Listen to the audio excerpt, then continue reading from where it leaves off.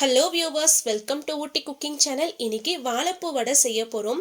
மத்தியானம் சாதத்துக்கு தொட்டுக்கிறதுக்காக இருக்கட்டும், இல்லை ஈவினிங் டீ காஃபியோடு சாப்பிட்றதுக்காகவும் இருக்கட்டும், ரொம்பவே ஃபேமஸான ஒரு ஹெல்த்தியான ஸ்நாக்ஸ் ரெசிபி தான் இந்த வாழைப்பூ வடை. ஒரு சின்ன சின்ன டிப்ஸ் ஃபாலோ பண்ணாங்கனாலே போதும், நல்ல மசால் வடை டேஸ்ட்டில் ஒரு சூப்பரான வாழைப்பூ வடை எப்படி செய்யறதுன்னு பார்க்கலாம் வாங்க. நான் ஒரு சின்ன சைஸ் வாழைப்பூவை சுத்தம் பண்ணி எடுத்து வச்சிருக்கேன். வாழைப்பூ சுத்தம் பண்ணி எடுத்ததும் நீங்க தண்ணியில சேர்த்து வச்சிருங்க. அப்பதான் வாழைப்பூ நிறம் மாறாம இருக்கும். இந்த வாழைப்பூவை சின்ன சின்ன பீஸா கட் பண்ணி எடுத்து தண்ணியில சேர்த்து வச்சுக்கலாம். வாழைப்பூ வடை குழந்தைங்க அதிகமா விரும்பி சாப்பிட மாட்டாங்க. அதுக்கு காரணம் வாழைப்பூல துவர்ப்பு சுவை இருக்கும். நம்ம வாழைப்பூ யூஸ் பண்ணி வடை செய்யும் போது அந்த வடையிலையும் இந்த துவர்ப்பு சுவை இருக்கும். அந்த துவர்ப்பு சுவை தெரியாம இருக்கிறதுக்கு நம்ம கட் பண்ணி எடுத்து வச்சிருந்த வாழைப்பூவை ஒரு 50% முதல்ல தண்ணியில வேக வச்சு எடுத்துக்கலாம். ரொம்ப நேரம் வேக வச்சிடாதீங்க. ஒரு 50% வாழைப்பூ வெந்து வந்தாலே போதும். சரியா 5 நிமிஷம் வேக வச்சீங்கன்னா சரியா இருக்கும்.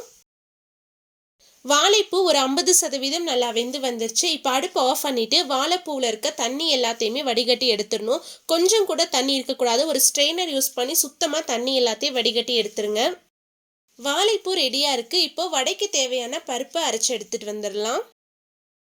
ஒரு கப் கடலை பருப்பை 2-3 தடவை தண்ணியில நல்லா அலாசிட்டு சரியா 3 மணி நேரம் ஊற வச்சு எடுத்திருக்கேன். இது கூடவே 3 காஞ்ச மிளகாயும் சேர்த்து ஊற வச்சு எடுத்துக்கோங்க.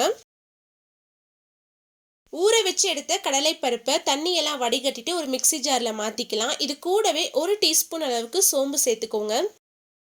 இது கூடவே 5 பல் பூண்டு, ஒரு சின்ன துண்டு இஞ்சி சேர்த்துக்கலாம். தண்ணி எதுவும் சேர்க்காம கடலைப்பருப்பை கொஞ்சம் ரவையா அரைச்சி எடுத்துக்கோங்க. ரொம்ப நைஸா அரைச்சி எடுக்க கூடாது. ஒரு சொட்டு கூட தண்ணி சேர்க்காம அரைச்சி எடுத்துக்கோங்க.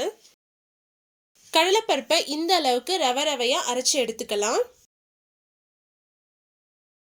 நாம வேக வச்சு எடுத்து வச்சிருந்த வாழைப்பூல நம்ம அரைச்சி எடுத்து வச்சிருந்த கடலைப்பருப்பை உள்ள சேர்த்துக்கோங்க. இது கூடவே 2 பெரிய வெங்காயத்தை நல்லா பொடியா கட் பண்ணி உள்ள சேர்த்துக்கலாம். இது கூடவே ஒரு கொத்து கருவேப்பிலை இலையும் கொஞ்சம் மல்லி இலையும் பொடியாக கட் பண்ணி சேர்த்துக்கோங்க. கூடவே 2 பச்சை மிளகாயை கட் பண்ணி சேர்த்துருக்கேன். இது கூடவே 1 டீஸ்பூன் அளவுக்கு பெருங்காயத்தூள் சேர்த்துக்கலாம். கூடவே தேவையான அளவு உப்பு சேர்த்துட்டு நல்லா கலந்து விட்டுருங்க. நாம சேர்த்த வாழைப்பூ, வெங்காயம், கடலைப்பருப்பு, உப்பு இது எல்லாமே நல்லா சேர்ந்து வர மாதிரி கலந்து விட்டுருங்க. எல்லா பொருட்களையுமே நல்லா கலந்து விட்டதுக்கு அப்புறமா கையில தண்ணி தொட்டுட்டு ஒரு மீடியம் சைஸ் பாலா உருட்டி எடுத்துக்கலாம்.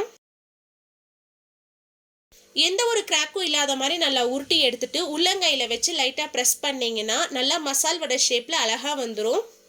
மசால் வடை எப்பவுமே சென்டர்ல நல்லா குண்டாவும் ஓரங்கள்ல மெலிசாவும் இருக்கணும். அப்பதான் நம்ம எண்ணெயில பொரிச்சு எடுத்ததுக்கு அப்புறமா வெளிப்பக்கம் நல்லா கிறிஸ்பியாவும் உள்ள நல்லா சாஃப்டாவும் இருக்கும். எல்லாத்தையுமே இந்த மாதிரி ஒரு பிளேட்ல உருட்டி வச்சிட்டீங்கன்னா நம்மளுக்கு எண்ணெயில பொரிச்சு எடுக்கிறதுக்கு ரொம்பவே ஈஸியா இருக்கும். எண்ணெய் நல்லா சூடானதுக்கு அப்புறமா ஒவ்வொன்றா எண்ணெயில மெதுவா சேர்த்து பொரிச்சு எடுத்துருங்க. எண்ணெய் நல்லா சூடா இருந்தாதான் வடை அதிகமா எண்ணெய் குடிக்காது. அதே மாதிரி நம்ம வாழைப்பூவை வேக வச்சு எடுத்ததுக்கு அப்புறம் வாழைப்பூவில் ஒரு சொட்டு கூட தண்ணி இல்லாத அளவுக்கு நல்லா வடிகட்டி எடுத்துடணும்.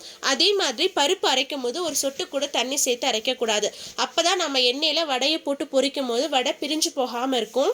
வடை கீழ் பக்கம் எண்ணெயில நல்லா பொரிஞ்சு செவந்து வந்ததுக்கு அப்புறமா மெதுவா திருப்பி போட்டு 2 பக்கமும் நல்லா கோல்டன் ப்ரௌன் கலர் ஆற வரைக்கும் எண்ணெயில பொரிச்சு எடுத்துருங்க. ஒருவேளை வடையை எண்ணெயில சேர்த்தோனுமே பிரிஞ்சு போற மாதிரி இருந்துச்சுன்னா நீங்க வாழைப்பூவை நல்லா வடிகட்டி சேர்த்தலேன்னு அர்த்தம். அந்த மாதிரி இருந்துச்சுன்னா இந்த மாவு கூட 3 டேபிள் ஸ்பூன் அளவுக்கு கடலை மாவு சேர்த்து நல்லா கலந்துக்கோங்க. ஆனா கடலை மாவு சேர்க்காம செஞ்சாதான் வடை நல்லா டேஸ்டா இருக்கும். ஆனா உதிர்ந்து போகுது அப்படிங்கிற சுச்சுவேஷன்ல நீங்க கடலை மாவு சேர்த்து கலந்துக்கோங்க. வடை எல்லாமே எண்ணெயில பொரிஞ்சு நல்லா சூப்பரா ரெடி ஆயிடுச்சு. நல்லா இந்த அளவுக்கு கோல்டன் ப்ரௌன் கலர் ஆனதுக்கு அப்புறமா இதை எடுத்து வேற ஒரு பிளேட்ல மாத்தி வச்சிடலாம். அதே மாதிரி மீதி இருக்க எல்லா மாவையும் எண்ணெயில பொரிச்சு ரெடி பண்ணி வச்சிருங்க. அவ்வளவுதான், ரொம்பவே சூப்பரான டேஸ்ட்ல ரொம்பவே ஹெல்த்தியான வாழைப்பூ வடை ரெடி ஆயிடுச்சு. குழந்தைங்கள்ல இருந்து பெரியவங்க வரைக்கும் எல்லாருமே விரும்பி சாப்பிடுவாங்க. கண்டிப்பா நீங்களும் உங்க வீட்ல செஞ்சு பார்த்துட்டு எப்படி இருந்துச்சுன்னு மறக்காம கமெண்ட்ஸ்ல சொல்லுங்க. உங்களுக்கு இந்த வீடியோ பிடிச்சிருந்தா லைக் பண்ணுங்க, ஷேர் பண்ணுங்க. மறக்காம ஊட்டி குக்கிங் சேனலுக்கு சப்ஸ்கிரைப் பண்ணுங்க. மீண்டும் அடுத்த ஒரு ரெசிபியில் சந்திப்போம். பாய், see you soon.